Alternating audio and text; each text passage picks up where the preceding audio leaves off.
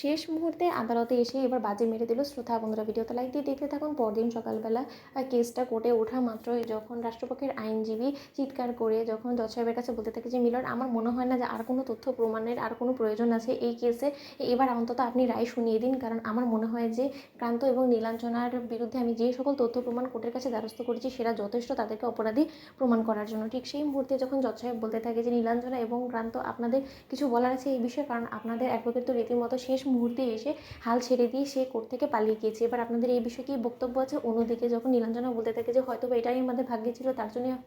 হয়তোবা শেষ অবধি আমাদের এই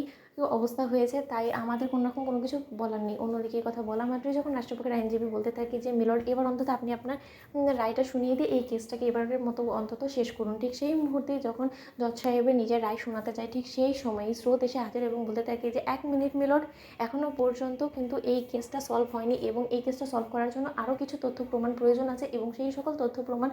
আমি দাখিল করার জন্য নীলাঞ্জনা এবং ক্রান্তের হয়ে আমি লড়াই করার জন্য এখানে এসে হাজির হয়েছি। অন্যদিকে কথা বলা মাত্রই সকলে পেছন ফিরে যখন স্রোতকে দেখতে পায় অ্যাডভোকেটের বেশি, ঠিক সেই মুহূর্তে সার্থক চমকে ওঠে এবং বলতে থাকে যে স্রোত এবার নতুন কি নাটক শুরু করে দিল। অন্যদিকে যখন স্রোতকে আইনজীবীর বেশে দেখতে পায় রাষ্ট্রপক্ষের আইনজীবী, ঠিক সেই মুহূর্তে রাষ্ট্রপক্ষের আইনজীবী হাসতে থাকে এবং বলতে থাকে যে আপনার কি মনে হচ্ছে বলুন তো, আপনার নাটক করার জায়গা এটা? কোর্টকে আপনার নাটকের জায়গা বানিয়ে নেবেন না ম্যাডাম, আপনি ভুলে যাবেন না এটা কিন্তু কোর্ট, এবং কোর্টের কিন্তু অহেতুক সময় পড়েনি, কোর্টের আরও অনেক কাজ আছে। ঠিক সেই মুহূর্তে কথা বলা মাত্র স্রোত বলতে থাকে যে মিলন, আমি যতটুকু জানি আমাদের ভারতের আইন অনুযায়ী একজন মানুষের হয়ে লড়াই করার জন্য যখন কোনো আইনজীবী ব্যবস্থা না করা যায়, সেই ক্ষেত্রে কিন্তু তার পরিবারের যে কোনো একজন এসে কিন্তু তার হয়ে লড়াইটা করতে পারে, এবং এতে করে আমার মনে হয় না যে আপনার কোনো রকম কোনো আপত্তি আছে মিলর্ড। আপনি যদি আমাকে পারমিশন দেন তাহলে একমাত্র আমি নীলাঞ্জনা এবং ক্রান্তের হয়ে লড়াই করতে রাজি আছি। ঠিক সেই মুহূর্তে যখন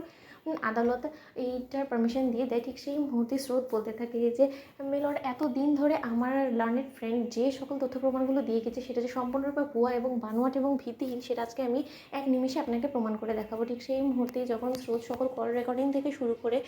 স্রোতের সেদিন কোথায় ছিল, এবং তার থেকেও বড় কথা স্রোত যে কোনো মতে সেই প্রত্যন্ত গ্রামে যায়নি, এবং তার পাশাপাশি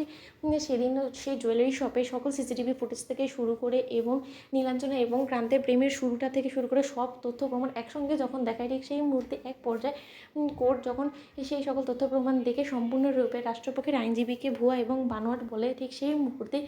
এক পর্যায়ে জজ সাহেব বলতে থাকে যে আদালত একটা সিদ্ধান্ত নিয়ে ফেলেছে এবং এই সিদ্ধান্তের উপরে আদালত একটা রায় শোনাবে। ঠিক সেই মুহূর্তেই যখন স্রোত ঘাবড়ে যায় এবং স্রোত বলতে থাকে যে হায় ঈশ্বর, তুমি আমার সহায় থেকো, আমি জানি যে